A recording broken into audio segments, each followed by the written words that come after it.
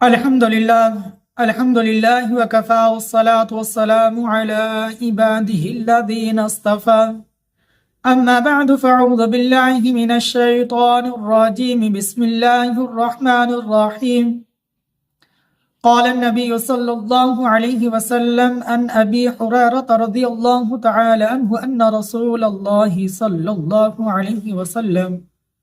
قال من لم يستقبل القبلة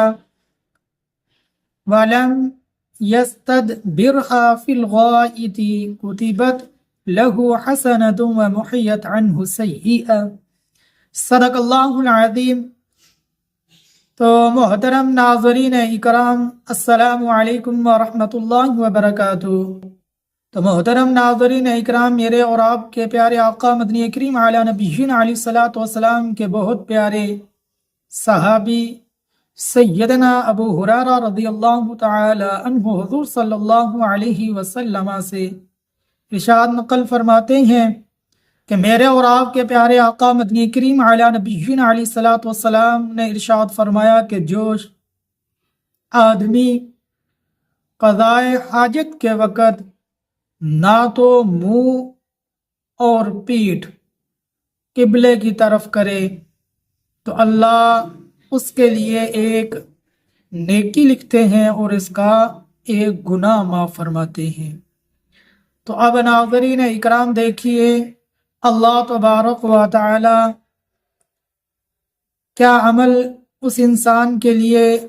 اپنے نورانی فرشتوں سے لکھواتے ہیں کہ اس کا ایک گناہ معاف ہو جاتا ہے اور ایک نیکی لکھی جاتی ہے۔ جو شخص قبلے کی طرف پیشاب کرتے ہوئے، پخانہ کرتے ہوئے نہ منہ کرتا ہے نہ اپنی پیٹھ کرتا ہے، اب قبلہ کا احترام کرتا ہے، ادب کرتا ہے، یہاں تک بھی علماء اکرام نے لکھا کہ قبلے کی طرف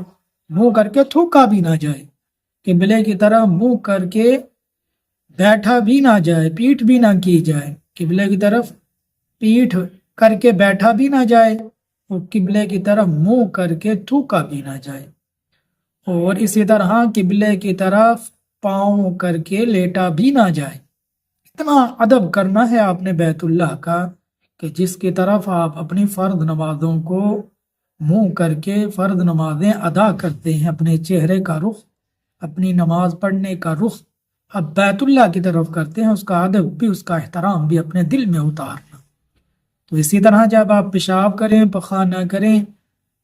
تو نہ آپ کا منہ ہو، نہ آپ کی پیٹھ ہو، نہ آپ قبلے کی طرف تھوکیں منہ کر کے، نہ قبلے کی طرف پیٹھ کر کے بیٹھیں، نہ اپنے پاؤں قبلے کی طرف کھول کے بیٹھیں کہ پاؤں کا جو رخ ہے وہ قبلے کی طرف ہو۔ اب ان باتوں سے بھی آپ نے احتیاط کرنی۔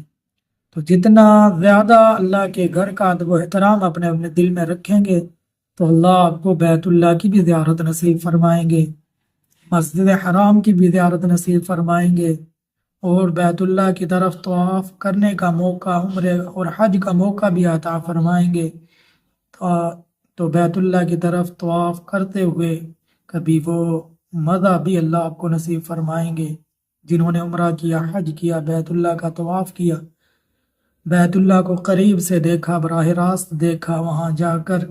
براہ راست بیت اللہ کا طواف کرتے ہوئے ذکر و اذکار کیا، جنہوں نے کبھی ان سے پوچھئے کہ بیت اللہ کی اطراف اور بیت اللہ کو سامنے دیکھ کر ہمارے ایمان کی کیا کیفیت ہوتی ہے، کیا محسوس کرتے ہیں۔ تو اس وقت وہاں جو ذکر و اذکار ہوتا ہے تو اس کا کتنا لطف اور کتنا مزہ آتا ہے، اور وہاں ہمارے ایمان کی کیفیت کیا ہوتی ہے۔ ذرا ناظرین اکرام جو بیت اللہ کو دیکھ کر آئے، عمرہ کر کے آئے، حج کر کے آئے، کبھی ان سے پوچھیں۔ تو اس لیے تو حدیث پاک کے اندر حضور صلی اللہ علیہ وسلم نے کیا خوب ارشاد فرمایا کہ جس نے بیت اللہ کی طرف منہ کر کے اور پیٹھ کر کے قضائے حاجت نہ کی تو اللہ اسے ایک نیکی عطا فرماتے ہیں، اس کا ایک گناہ ختم فرماتے ہیں۔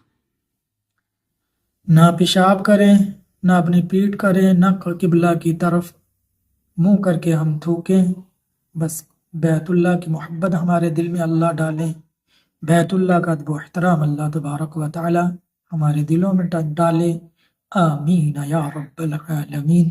تو اسی طرح ثواب کی نیت سے میری اس ویڈیو کو زیادہ سے زیادہ مسلمانوں کے پاس بھی بھیج دیجئے، تاکہ ہمارے ان بیانات سے اللہ ان کے دل میں بھی بات اتار دے۔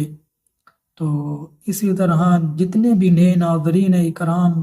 ہماری ویڈیو کو دیکھیں، ہمارے چینل کو سبسکرائب کر دیں، بیل آئیکن کے بٹن کو دبا دیں، تاکہ اس طرح کی پیاری پیاری اچھی ویڈیو ہم آپ کی خدمت میں لاتے رہیں، تاکہ ہماری آنے والی اس طرح کی ہر نئی ویڈیو آپ تک پہنچتی رہے۔ یہ خدمت کا موقع اللہ ہمیں بھی دیتا رہے، ہمارے لیے بھی دعائیں کریں، اللہ ہمیں بھی ہمت دے کہ اس طرح کی پیاری پیاری ویڈیو ہم بالکل آپ ناظرین اکرام کی خدمت میں لاتے رہیں۔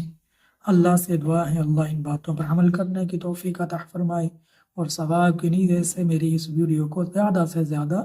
مسلمانوں کے پاس بھیج دیجئے، تاکہ میری یہ باتیں دوسروں کے دل میں اتر جائیں۔ اللہ مجھے بھی، میرے ناظرین اکرام کو بھی، میری ویڈیو دیکھنے والے ہر مسلمان کو اللہ ان باتوں پر عمل کرنے کی توفیق عطا فرمائے، آمین یا رب العالمین۔